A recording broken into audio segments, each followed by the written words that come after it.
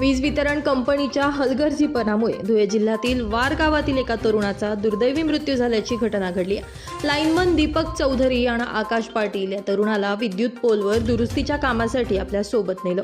मात्र senior operator Rohidas Wankhede यांनी हलगर्जीपणा करत वार गावाचा वीज पुरवठा बंद न करता सांजोरी गावचा वीज पुरवठा बंद केला। यामुळे इलेक्ट्रिक शॉक लागून सदर तरुण गंभीर जखमी झाला। रुग्णालयात उपचार घेत असताना त्या तरुणाचा मृत्यू झाला।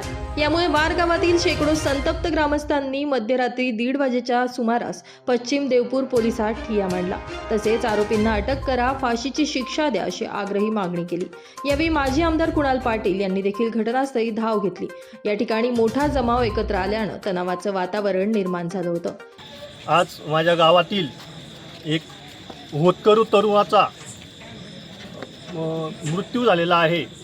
तर त्या मृत्यूला जबाबदार आज हे एक प्रशासन आहे, MSDCL हे MSCB। तर या जबाबदार घटनेला जिम्मेदारी जे लोक आहेत त्या लोकांना तात्काळ अटक व्हायला पाहिजे। आज जो काही होतकरू तरुण आज आमच्या गावातून आम्हाला सोडून गेलेला आहे, आज वयाच्या 25व्या वर्षी त्याच्या जाण्याचं वय न होतं तरीसुद्धा त्याचा मृत्यू झालेला आहे एक भोंगळ कारभारामुळे। या कारभाराच्या मागे ज्यांचे काही हात असतील त्यांना तात्काळ अटक करण्यात यावी अशीच आमची सगळ्या ग्रामस्थांच्या वतीने संबंधित पोलीस स्टेशन पश्चिम देवपूर पोलीस स्टेशनच्या साहेबांना आमची खूप कडकडीची विनंती आहे।